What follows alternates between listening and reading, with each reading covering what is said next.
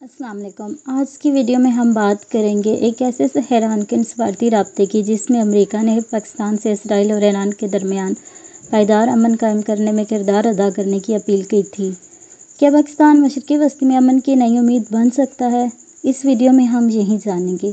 گزشتہ کچھ ہفتوں سے اسرائیل اور ایران کے درمیان تناؤ شدید ہو چکا ہے۔ کئی حملے، بیانات اور خطے میں غیر یقینی صورتحال نے پوری دنیا کی توجہ کھینچ لی ہے۔ ایسے میں امریکہ اور پاکستان کے درمیان ایک اہم ٹیلی فونک رابطہ ہوا، جس میں امریکی وزیر خارجہ مارکو اور پاکستانی وزیر اعظم شہباز شریف نے مشرقی وسطی میں امن قائم کرنے کے امکانات پر گفتگو کی۔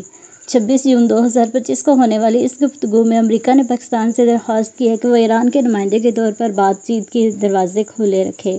امریکہ کا کہنا تھا کہ وہ خطے میں پائیدار امن چاہتا ہے۔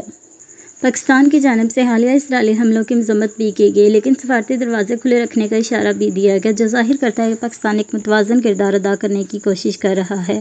سوال یہ ہے کہ پاکستان کیوں؟ پاکستان کے ایران کے ساتھ قریبی تعلقات رہے ہیں اور اس کے ساتھ ساتھ عالمی سطح پر سفارتی وقار بھی موجود ہے۔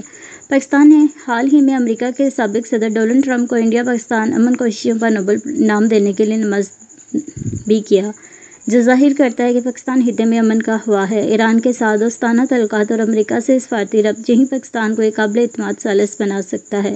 اس پیش رفت پر دنیا بھر سے ملے جلے رد عمل آئے ہیں۔ کچھ تجزیہ کار اسے ایک مثبت قدم قرار دے رہے ہیں، جبکہ بعض اسے صرف سیاسی بیان سمجھتے ہیں۔ ایران اور اسرائیل دونوں کی جانب سے باضابطہ رد عمل کا انتظار ہے، مگر امریکہ کا یہ اشارہ کہ وہ پاکستان پر اعتماد کر رہا ہے، یہ ایک بہت بڑی تبدیلی ہے۔ کیا یہ رابطہ مشرقی وسطی میں کشیدگی کم کرنے کا ذریعہ بن سکتا ہے؟ کیا پاکستان واقعی ایران اور اسرائیل کے درمیان پل کا کردار ادا کرے گا؟ ہمیں اپنی رائے کمنٹس میں ضرور بتائیں۔ اگر آپ کو ویڈیو پسند آئے تو لائک کریں، شیئر کریں اور سبسکرائب کرنا مت بھولیں تاکہ آپ کو